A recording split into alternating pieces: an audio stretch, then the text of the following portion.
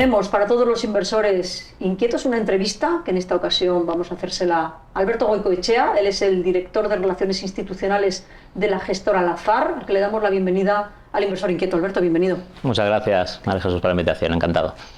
Hay un tema muy importante y es que quiero que nos detalles o que nos digas algo sobre Lazar, sobre tu gestora. ¿Qué valor añadido da? Y hay tantas gestoras, los inversores ya conocen tantas gestoras, que yo creo que lo primero que hay que saber es ¿qué os diferencia de otras? ¿Qué es vuestro valor añadido? Muy bien, pues empezando por quiénes somos. Como dices, que somos unos cuantos en España, yo creo que somos 127 gestoras internacionales, ni más ni menos. Bueno, pues Lazar, por dar unos datos, somos una gestora internacional, independiente. Llevamos 175 años, este año celebramos los 175 años porque el origen de Lazar data de 1848, ni más ni menos. Por dar unos datos, tenemos 26 oficinas repartidas en 19 países, es decir, una presencia internacional, pero con fuerte presencia también local, y gestionamos alrededor de 216.000 millones de euros. Un poco respondiendo a la pregunta de qué características pueden ser las más relevantes del Grupo Lazar, yo diría dos. Por un lado, somos una casa muy activa, que creo que en estos entornos de mercado es algo muy importante, efectivamente, y luego la importancia que le damos a la inversión socialmente responsable, que creo que hay. Vosotros también le dais aquí en Adbank una importancia bastante relevante, y desde el doble punto de vista, digamos, desde el proceso de inversión, de análisis de toma de decisiones de inversión, la inclusión de los criterios extrafinancieros, por un lado, y la segunda vertiente, que es en el ejercicio de la propiedad activa, es decir, lo que es el uso del voto en las juntas generales de accionistas y también del engagement de la relación con las compañías.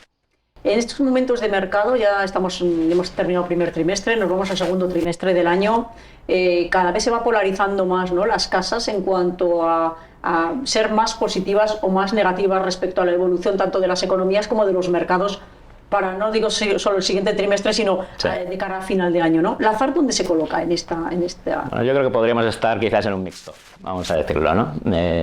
Si hablamos un poquito de mercados y entornos macro, por ejemplo, en Estados Unidos, pues yo creo que hay que seguir los dos temas fundamentales, como puede ser la inflación y el mercado, la fuerza del mercado laboral. Si nos centramos en la inflación primero, pues hombre, la inflación es cierto que está bajando, eso no cabe duda, pero todavía está muy elevada y muy lejos del objetivo de la Reserva Federal, ¿no?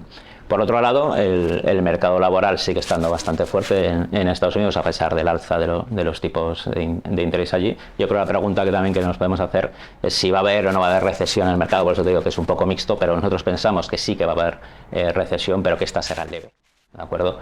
En este sentido, pues no creemos que la importancia sea si va a ser una recesión más o menos, o que vaya a haber recesión, sino la importancia del grado del crecimiento, ya sea pequeño o bajo o incluso negativo, ¿no? Pero nosotros pensamos que los tipos de interés en Estados Unidos van a seguir estando arriba y por más tiempo del que considera el consenso de mercado, ¿no? Habrá que seguir evidentemente estos dos factores, pero también creemos que hay otros tres factores que deberíamos analizar, como dices, para los próximos trimestres, ¿no? En primer lugar, la situación de los mercados de los bancos regionales, los pequeños bancos en Estados Unidos, porque sigue habiendo salidas de depósitos, en una situación que todavía no está suficientemente aclarada. En segundo lugar, tenemos el techo de la deuda en Estados Unidos, que aunque es un riesgo político en sí, pero que en definitiva es un riesgo que está ahí y que nos puede dar un buen susto, con lo cual hay que vigilarlo. Y en tercer lugar, la deuda comercial e inmobiliaria que tenemos en Estados Unidos, porque se juntan varios factores. Estamos hablando de un exceso de oferta, especialmente en la parte de oficinas, con una demanda a la baja por temas, por ejemplo, del teletrabajo. Lo que está haciendo es que la nueva refinanciación que tiene que venir en los próximos meses pues sea más complicada por el alza de los tipos, porque mucha de esta deuda está a tipo variable. Por lo tanto, insisto, creo que es un factor que haya que vigilar en los próximos meses. Si nos venimos a la parte europea, hemos tenido, recordar el invierno que podíamos tener bastante complicado de cara al abastecimiento energético. Eso ya ha pasado, climatológicamente hablando, ha sido un invierno muy suave, por lo tanto eso ha impulsado también los mercados de renta variable en Europa.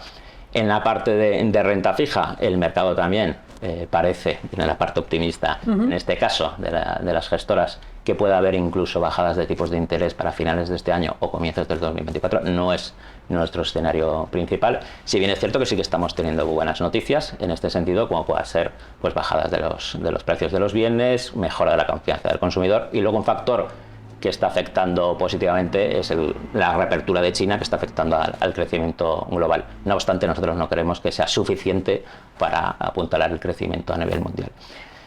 Por lo tanto, pues bueno, estamos un poco en esto. ¿Dónde veis oportunidades para los inversores y cómo las pueden aprovechar estos inversores con vosotros de cara a la recta final de año y los próximos años? Bueno, yo creo que en renta fija, evidentemente, venimos de un mundo de unos años donde no había rentabilidades. Por poner un ejemplo, hace escaso año y medio, 2 años, tú comprabas un bono investment grade y no te daba prácticamente nada. Riesgo. Ahora, exacto. Ahora ya lo tienes a un 4%, con lo cual sí que creemos que es momento de empezar a invertir en renta fija de una manera paulatina, aun pensando que puedan seguir subiendo tipos de interés. Desde luego, el colchón que te da ese yield pues es importante, ¿no? En este sentido. En renta variable somos, como he dicho anteriormente, un poco más cautos, pues porque el escenario de una posible recesión pues nos puede llevar a mercados un poquito más bajistas en renta variable. ¿Y en la gestión, cómo lleváis esto a la gestión? ¿Qué les recomendarías a los inversores que nos están viendo, que pudieran seleccionar de lo que estáis gestionando, que se ajustase a sus perfiles? Bueno, yo creo que para un perfil más moderado, yo elegiría un fondo que tenemos en la casa que se llama Lazard Credit Opportunities,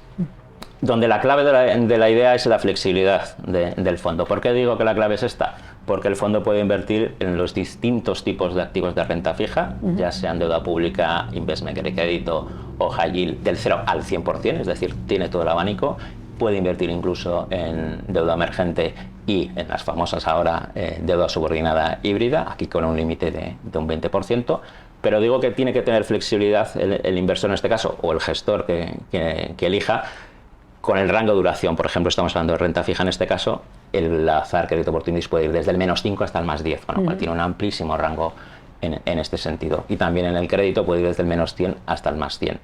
Una cosa es que tengas esa posibilidad de tener esta flexibilidad. La otra y más importante es ejecutarla. En este caso, Lazard Credit Opportunities en el 2022 tuvo una duración de -4 años durante prácticamente 11 meses. Ese fue el motor de rentabilidad del año pasado. Obtuvo un 5,5% de rentabilidad. Bien, con la que cayó, que daba igual la calidad crediticia y la duración que tuvieran los tipos de activos de renta fija, que teníamos un doble dígito en negativo, ¿no? Este fondo tiene ahora mismo más de 1.100 millones de euros bajo gestión, tiene 5 estrellas con Morningstar. Está clasificado como artículo 8 según la normativa SFDR, es decir, que promueve los aspectos ASG también el proceso de inversión. Y creemos que sigue siendo una idea muy válida para aprovechar la renta fija los próximos años, que lo va a hacer bien. ¿En renta variable alguna recomendación para terminar? Yo cogería, en vez de renta variable, quizás un fondo multiactivo. Un fondo multiactivo porque, lo que comentaba anteriormente, ¿no? Yo creo que la flexibilidad es la herramienta más importante y la clave que debe tener un inversor en estos momentos, en estos entornos de mercado, ¿no? En este caso yo seleccionaría el Lazard Patrimoine SRI, que como su nombre indica, y como he dicho anteriormente, combina un poco las dos características del Lazard como entidad gestora. Por un lado, ser activo y por otro lado, el componente de la inversión socialmente responsable del proceso de inversión. ¿Por qué? Porque tiene la etiqueta, el label SRI del Ministerio de Finanzas francés, que te asegura que está introducido en el proceso de inversión. Este fondo puede ir desde el 0 al 40% en renta variable, o sea que ya tienes riesgo, pero evidentemente lo determina el equipo gestor. También tiene flexibilidad, porque también puede estar desde el -5 hasta el +10 en el rango de duración. Lo que pasa es que es un poco más conservador en los distintos tipos de activos de renta fija, porque, por ejemplo, solo puede estar hasta un 50% en high yield, ¿de acuerdo? Y puede tener hasta un 50% también en riesgo divisa. Lo que le hace especial a este fondo es que tiene un mecanismo sistemático de reducción del riesgo, por el cual, si salta este mecanismo debido a momentos más o menos irracionales o erráticos de mercados, como ocurrió en el 2022, la cartera se cubre automáticamente e independientemente de lo que opine el equipo gestor, por eso digo que es sistemático, un 25%. Y se cubre en todos los riesgos, en divisa, en duración, en crédito y en equity, en renta variable. Eso permitió en el 2022 capear la volatilidad y parte del temporal, incluso acabó también en positivo, cercano a un 1% de rentabilidad. Este fondo tiene ahora mismo más de 1.500 millones de euros, también 5 estrellas con Morningstar, y también se coloca en el primer cuartil a 1, 3 y 5 años como el Lazard Credit Opportunities. Yo creo que ambas ideas de flexibilidad son un poco la clave para, hasta que tengamos un poquito más despejado el camino y un poco la evolución de los mercados, el poder estar en estas dos ideas creemos que siguen siendo válidas. Pues Alberto, te lo agradecemos muchísimo porque los inversores lo que están buscando, ver quiénes son capaces de, como decíamos, nadar en aguas turbulentas. Como habéis dicho, vosotros lleváis muchos años, sabéis hacerlo y lo habéis demostrado, y sin duda pues son unas alternativas que tienen los inversores para poder tener presentes en sus carteras. Así que muchísimas gracias y enhorabuena por los resultados. Gracias a vosotros. Gracias. Y a ustedes hasta otra ocasión en la que de nuevo verán otra entrevista tan interesante como la que acaban de ver hasta entonces.